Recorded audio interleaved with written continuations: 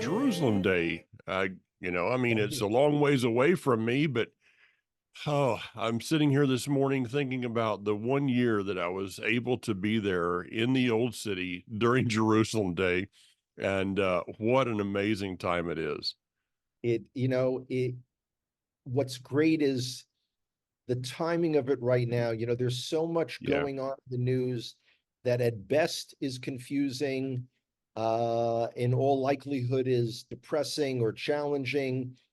But to have this reminder right in the middle that 57 years ago, a prophecy of Zechariah, yeah. when he spoke about, one day again, the, children will play in Jerusalem and the elderly will be on their canes. I mean, this, we are a truly blessed generation. Yeah.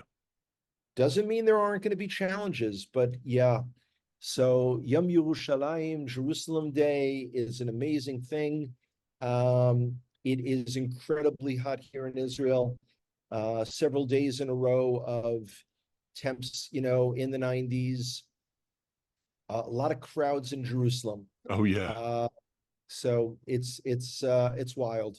Yeah. I And doubt if it's, did they do the parade in Jerusalem? Do you know? yeah, it's Oh, going to be the flag march this afternoon. okay. That's going to go into the old city through the so-called Muslim Quarter.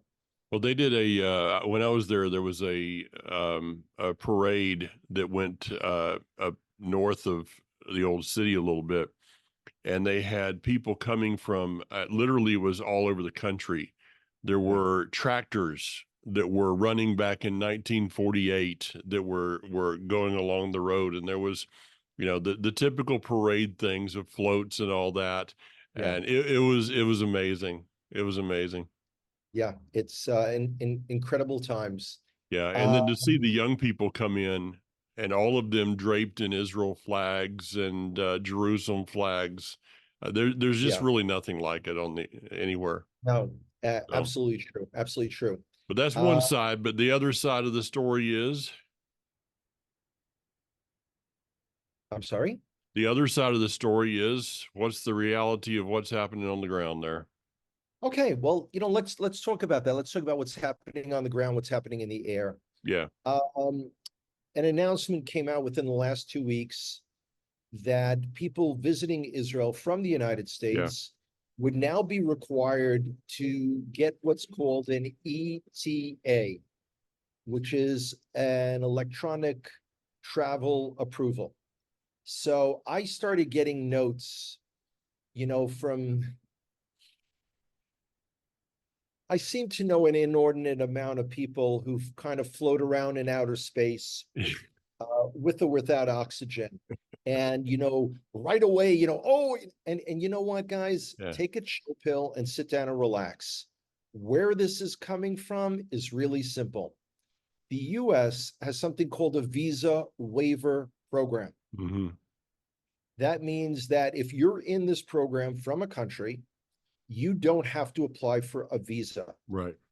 Okay. In September, Israel was accepted into that program, which for Israelis is great. It means that Israelis no longer have to go to the US Embassy Wow. and apply for a visa. This is a very big deal here in Israel.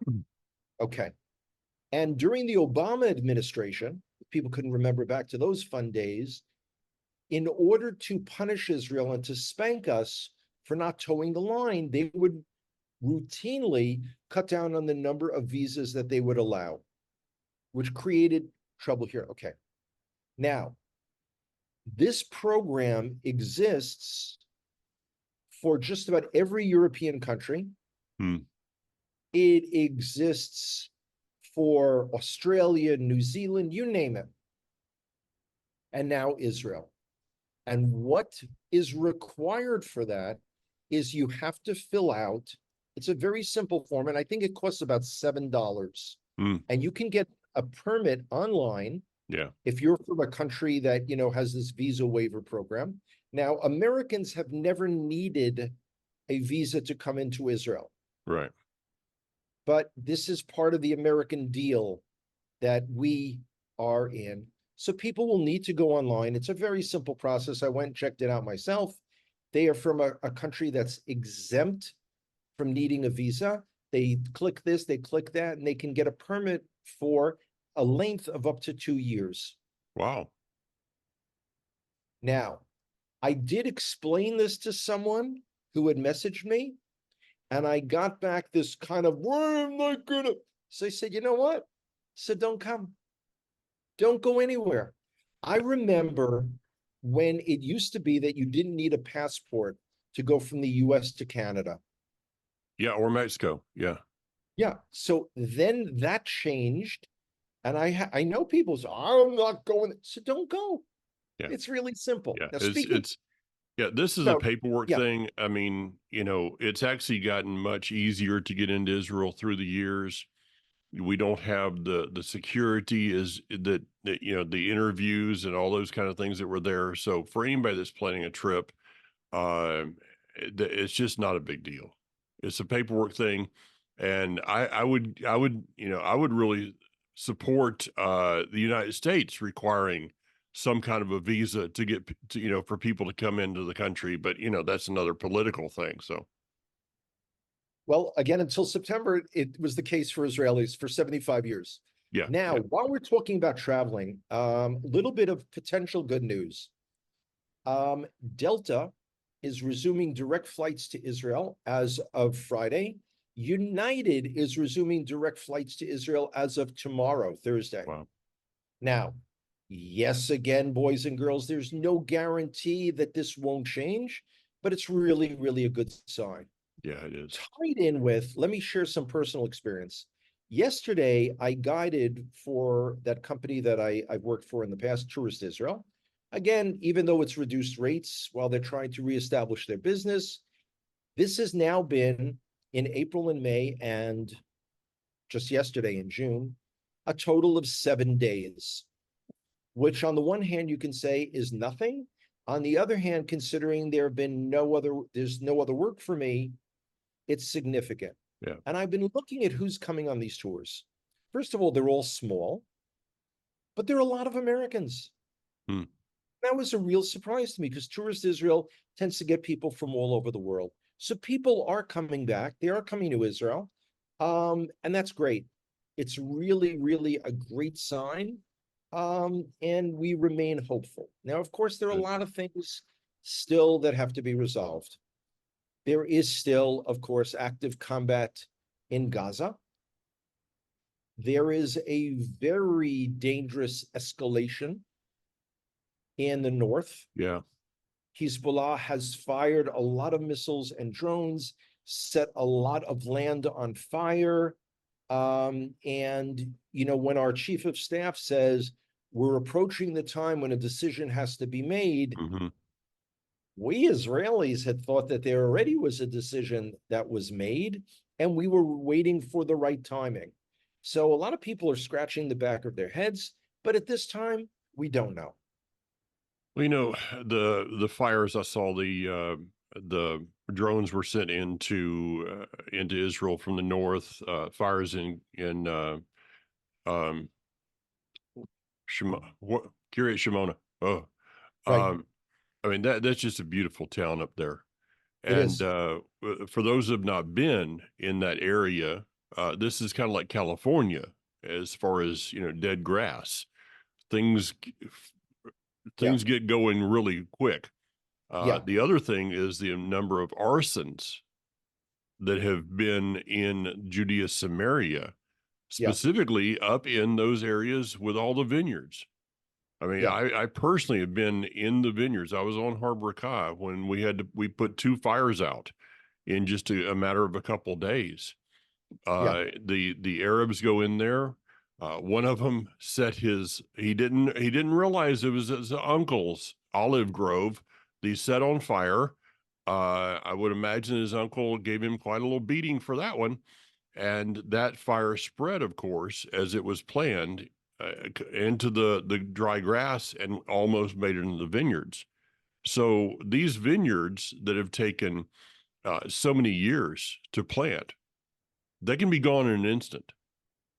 Within Yeah. moments, years and It's years of work, and you don't just go back in and plant a vineyard and harvest the next year. So this is a major thing.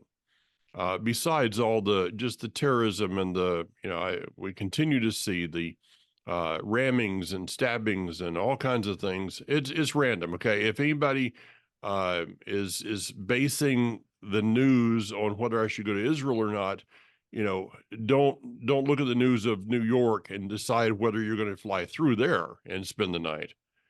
Yeah, I often mention to people the fact that in the city of Chicago, there are more than 20 murders every weekend. Yeah. And I have yet to encounter anyone in all my travels all around the US whoever says, wow, I'm not going to Chicago.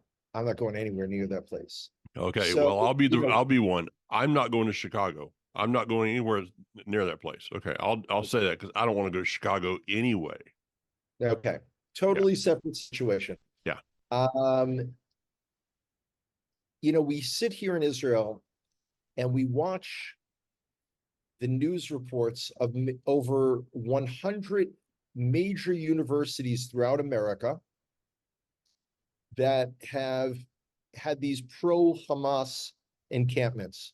Yeah. It is not a pro, quote unquote, Palestinian, a self-identification of people that never have existed in the history of the world.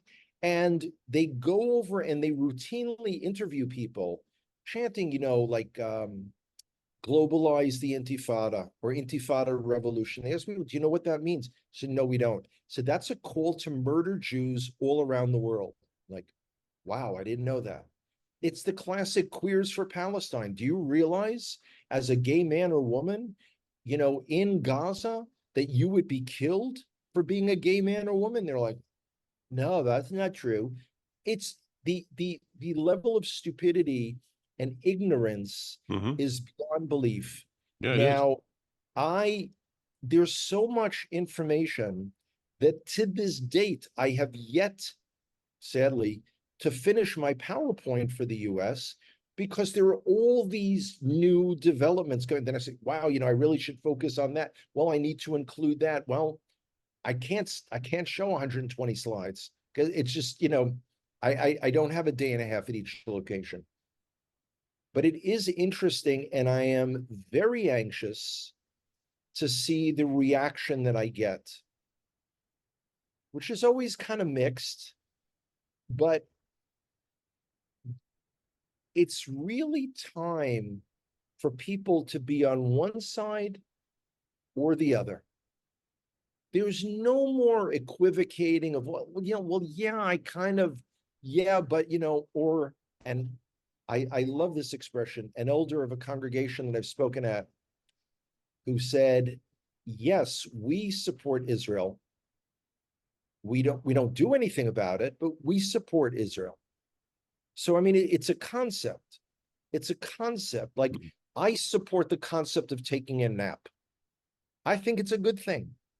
I don't often have I typically don't have the time to do it, but I like naps. That this is Israel. You can't do that, guys. Yeah. Yeah. Anyway. Yeah, I know. So I'm seeing all these posts and people. There's a group of yeshiva students up on the Temple Mount. You're going to be, Bezrat Hashem, you're going to be going up there tomorrow. Yep. You talk about the group High on the Har. Yes. What is really going on with I know you attended a meeting of some type. Besides just going up there, and I guess I better take the word just out of there. Besides going up on the Temple Mount, and praying on the Temple Mount, what are their long-term goals for this group? What's the backstory there? Perfect. I am going to cover a lot of this in my upcoming presentation to the US because it's a huge element in my life. Yeah, I know. You have to remember that Hamas refers to this war as the Al-Aqsa flood. They say, it's interesting. It's the American college students that chant, free Palestine, free. Hamas never says that. No. Hamas says this is because we Jews, we colonialist Jews, colonialist Jewish settlers are storming El-Aqsa. So the goal ultimately is to rebuild the Beit HaMikdash, rebuild the temple. But you have to change the facts on the ground. And the facts on the ground is until just about 4 years ago, the idea that a Jew could stand on the Temple Mount and move his or her lips as if they were praying, they would have been arrested. Oh, yeah. This constant pressure. People have said to me, so, I'm looking at these pictures of you, Hanoch. First, you're going up there with an Israeli flag patch.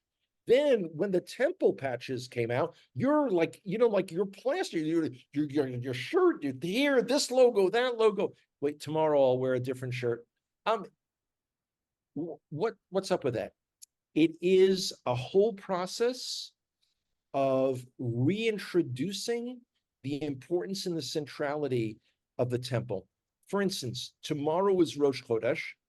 So of course we'll have an ascent, but there's a Rosh Chodesh event that the organization puts on every month for the new month. And tomorrow will feature some new temple-focused artwork that was just created. Oh. They're going to be selling. Where does that fit in? All of our soldiers have reported that every apartment they go into in Gaza, besides finding the tunnels that the terrorists use and weapons and RPGs, each and every single apartment has a picture of the Temple Mount. With the dome. Single one. Yep. Yeah. So we, as I like to say it, this is me, not the official High on the Har thing, is we're making the temple consciousness cool again.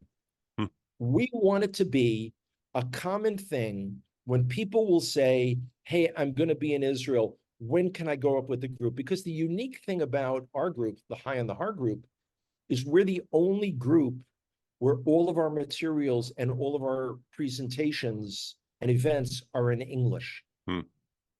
That's the difference. Now, I can hang out with the Israelis and speak Hebrew. Yeah. Everyone I know can't. Yeah. It's a big difference. Yeah. I know which group I'll be going with. What you just said there is really interesting to me because, they talk about it being for land and for so-called, wrongly called West Bank. I found what happened at the summit, the Israel summit a couple of weeks ago. They were talking about, delete the words West Bank. I know Israelis still use this because they just don't understand the concept. It's easier, and this was how it was explained, it's easier to say that we need to take the Jews out of the West Bank than it is to take the Jews out of Judea. Well, it's interesting. I don't even know the Hebrew for West Bank. We never hear it. No. When Israelis speak in English to visitors or students, they use the term West Bank. Yeah. Because that's what they think their American friends, let's say, or European friends understand. Yeah. I always clarify, and I'll say, for instance, what your government calls the West Bank. So we don't use that terminology, and I never refer to Arabs as so-called Palestinians. Never. And this is a huge mistake my government has made for generations to something called the Palestinian people. Because if there is such a creation as a Palestinian people, why don't they have a land? Why don't they? And that's why you've got European countries who are following this concept of the two-state delusion. Yeah. They're going to recognize, and again, what they're recognizing, by the way, these European countries, Spain, Norway, etc., Slovenia, wherever that, I don't even know where that is. What they're recognizing is another Arab state in Judea, Samaria, what the Americans and Europeans call the West Bank, with East Jerusalem as its capital, and Gaza. Now we've got close to 500,000 Jews living in Judea and Samaria, let alone, the eastern part of Jerusalem. And we don't have like, this is East Jerusalem, this is West Jerusalem. This is a construct of the world. And Yeah. yet again, another attempt to delegitimize the fact that this is our country, and Jerusalem has always and only been the capital of the people of Israel. Only. Yeah. Never anyone else.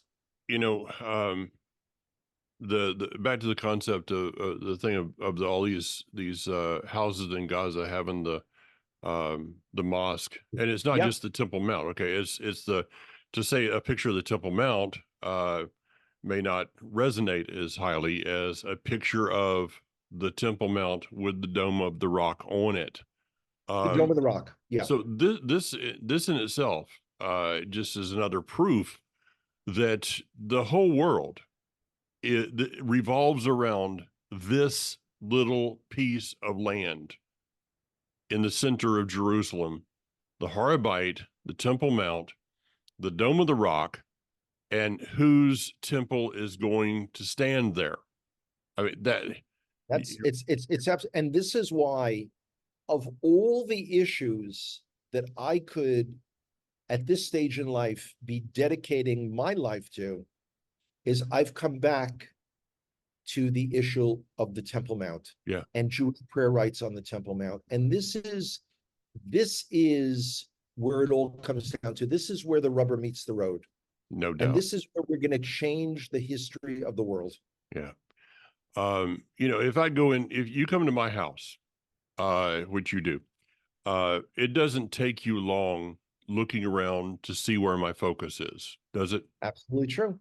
Okay. Absolutely true. When you walk into someone's home, you don't have to go past the living room to figure out what is the purpose of this person's life in their mind. And so for them to have every store has it, you go to the Arab stores, which I don't, they the same poster, the same ugly poster. It's not even a nice looking picture. It's an ugly printed whatever. This is their focus. And everything that's going on right now is this, and in the Arab world they call, this was a day of catastrophe to them. The Nakba. Yeah, truly though, it was a day of catastrophe for Israel, because the Israel flag flew on the Temple Mount. Not on the day of the Nakba, which was 1948. Yeah, yeah. Rather in June 67. Yeah, that's where I'm talking about. It Yeah. was also a same thing, another catastrophe in their mind. But can you give me a reasoning why the Temple Mount proper was given back? Yes. It took me a lot of research to uncover the actual statements Okay. from Moshe Dayan, who was our Minister of Defense, Mhm. who said that historically, this was our place, this was the location of the temple. But it is today a Muslim religious site. And Dayan was hopeful that there would be some kind of peace agreement. Now, among the things about Moshe Dayan that we found out subsequently is he was an antiquities thief and a sexual predator who harassed women soldiers his Wow. entire career.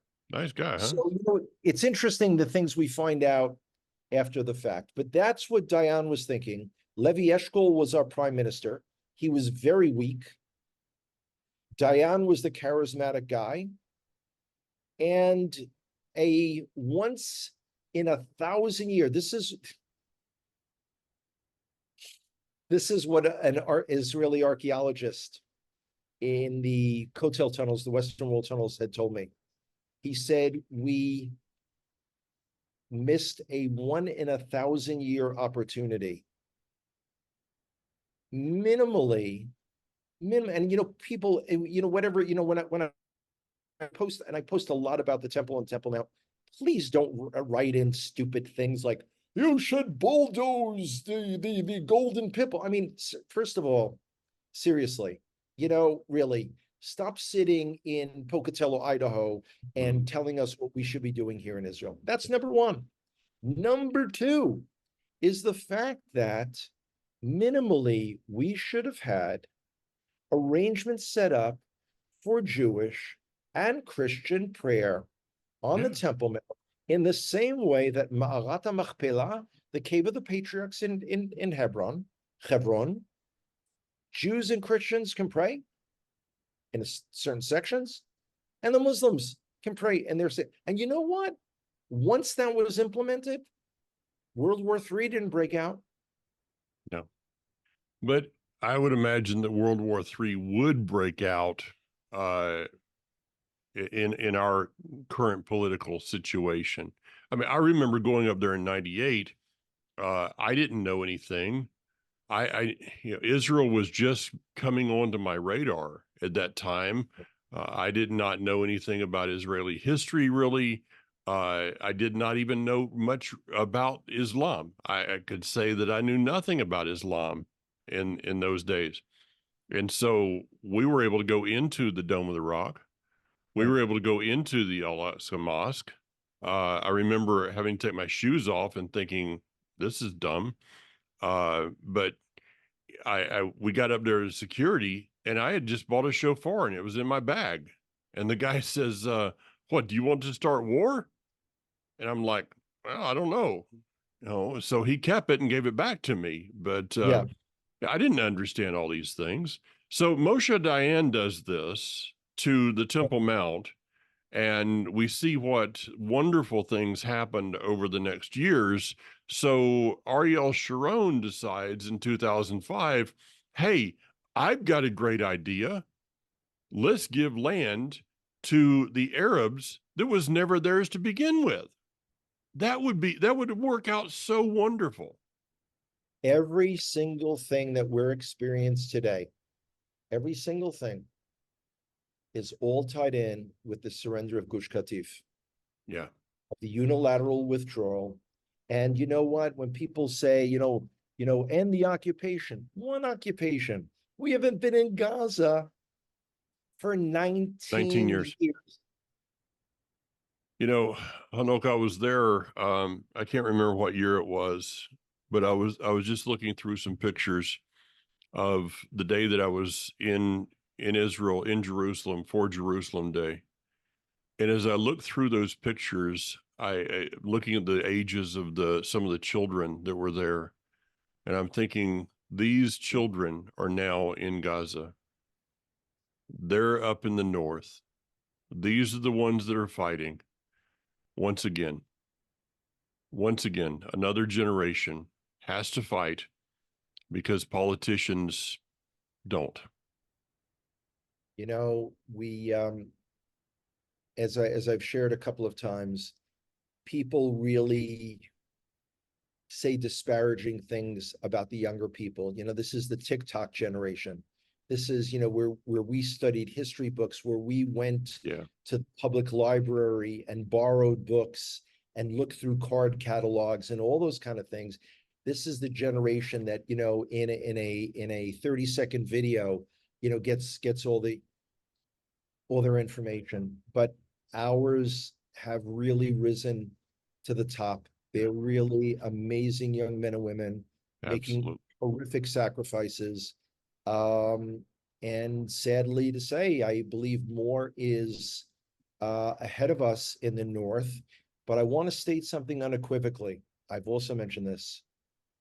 It is infinitely far more dangerous to be a Jew anywhere outside of the land of Israel today. Yeah. I mean, I know people who belong to a synagogue in Vancouver, Canada, Vancouver, British Columbia, that was firebombed. The doors were I mean, it is not going to get better.